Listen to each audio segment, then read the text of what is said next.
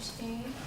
I want to talk about technology, and it's constantly changing and evolving, and we always want the next big thing, so that has to go with consumer demand for production. And I wanted to talk about China because it's one of the leading manufacturing countries, and the reason why is because of the cheap labor and the outsourcing in China.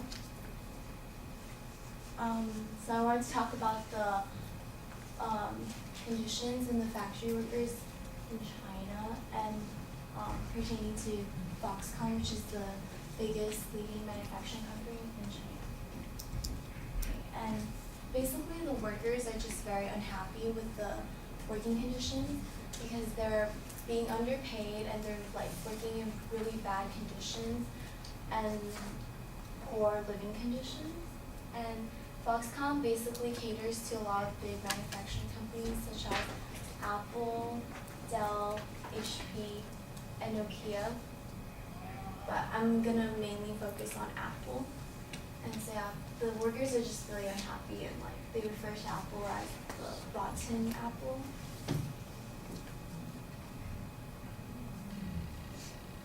Okay, so the first thing I would like to just discuss is the working conditions in the factories. And basically they work in assembly lines and they do very tedious jobs. Like as you can tell from this picture, the workers are using their hands to do everything. So everything's like human, like done by humans, it's not by robots or anything like that, or computer. So it's a very tedious job and it's very tiring, and most of the time they're doing their jobs while standing, and they work very long hours. Like typically it's an average of 12-hour shifts.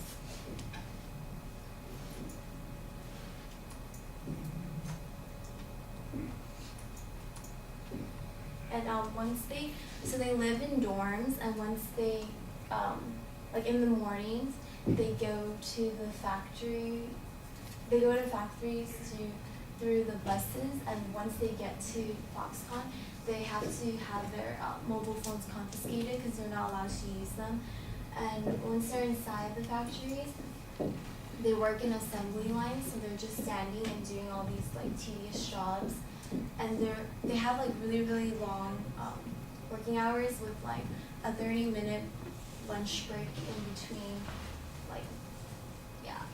So basically, like they just work these long hours, and they don't have much break. And then if they have to use the restroom or anything, they have to talk to their supervisors beforehand.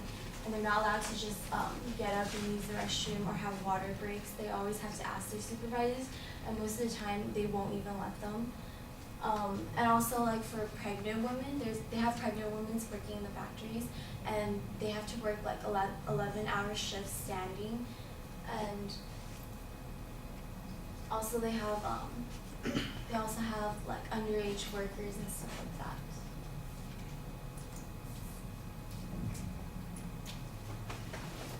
So the living conditions, this is the dorms, and as you can tell, there's bars all around the buildings because in 2010 they had like high rates of suicide, which is the reason why Apple joined the Fair Labor Association, because there's so many like bad publicity for the companies, that they decided to join the Fair Labor Association to track down what's going on at Foxconn and stuff. But so like basically they just put bars around the buildings, and also at the factories too, they have to have nets surrounding the buildings in order to make sure that no one dies from their suicide attempts. And then this is the inside image of the dorms, and as you can tell, like they have beds, but there's like no mattress or anything, so it's like really uncomfortable. And they have up to 8 people living in the dorms, and it's just really cramped and dirty and overcrowded. Yeah, this is another image of people sleeping in the dorms. And this is a bathroom and shower in the dorms, and it's like together, and this right here is the toilet, and this right here is the shower. And it's just really small, and you have to share this with like 8 people, and that's the minimum living in the dorms. So sometimes it can be even more, depending on how many workers are living in the dorms. And for the salary, typically, the factory workers make up to $264 per month, which is really little. And according to this chart, in China, they only make $1.36 per hour, and it's compared to like China and Germany. And then also they have no health benefits, and the rate of workforce fertility is way higher than the U.S. and Germany, and an average workday would be 12 hours. And yeah, so for my presentation, I just wanted to talk about the poor working conditions in the factories and the really dirty and overcrowded living conditions, and how even though they do all this tedious work and they work way more than any U.S. or Germany employees, that they're still making so little money and stuff. And also from Bloomberg News and Business Daily, they talked about how although in China they're outsourcing all these cheap labor and stuff, the productivity is lower than that of the U.S. So they're basically, companies are profiting from this because they pay their workers really little money, and although like in America you can be paying them the minimum wage and stuff, in China, like, they're not making as much money and the productivity level isn't as high as the US, but they're doing so because of profits for the companies such as Apple.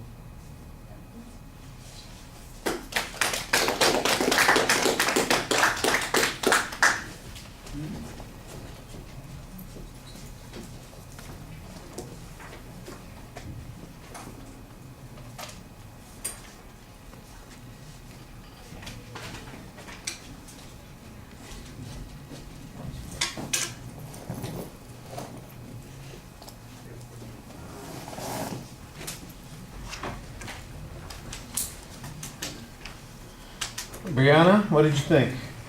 I thought her opening was good, and when she mentioned what she was going to talk about, I was interested in listening. It kind of seemed like she was nervous, like more towards the end she was getting better. I like the images that she chose throughout her whole presentation.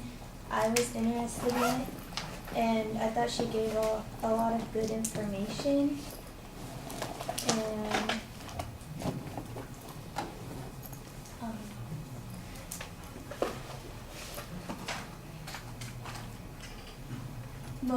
I think most of her transitions were clear.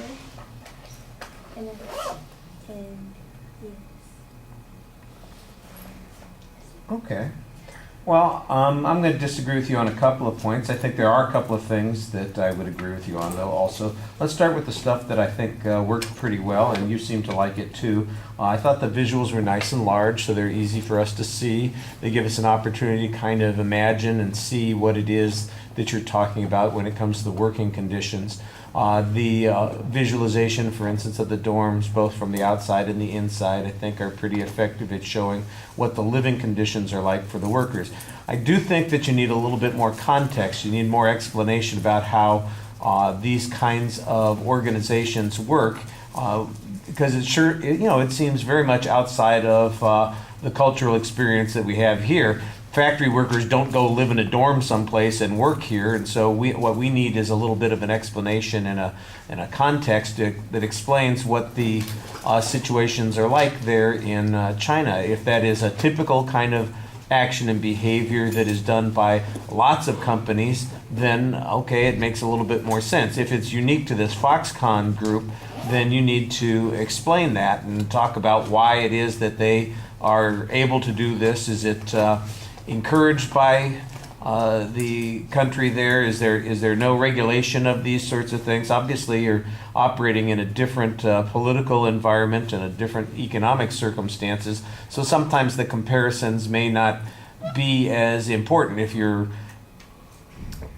standard of living is vastly different in terms of your income, but the costs are different and you have different kinds of expenses, then maybe the salaries all fit in. But if they, for instance, are not able to subsist, and that's why they get put into these warehouse sorts of employment situations, then that does seem like it's a little bit of a double-barreled problem here. I thought that there were a couple of problems at the beginning. You don't really have an attention device. You have a subject that you introduce, and there's nothing that pulls us in it. I thought at first that the phone was going to be your example, that over there they're making these phones, and you were going to show us about how the workers are being exploited in order for us to have these inexpensive phones here, and there's no reference to it whatsoever. So I guess it was mostly just where you had your notes that you were using the phone for. I know what the topic area is. I'm still not exactly sure what you're going to say about it, except I guess you're just going to tell us about it, which is a very broad-based topic, and I think it needs to be more focused than that. I didn't really hear any preview of what the structure was going to be, so organizationally it's a little bit tough to follow. Now, I did think that the visuals helped you transition a little bit here and there, but I'm going to disagree with Brianna. I didn't think the transitions were as clear as they needed to be. In fact, it felt like the material was just moving through the pictures for the most part. Like I said, occasionally the pictures helped refocus what it was that we were talking about. I already told you I think the strongest thing in the presentation were the images, and I thought you used them pretty well, except for the presentation part, which we're not emphasizing a lot this go round, but when you watch your speech back, you're going to notice that you give probably 70% of your speech to the screen.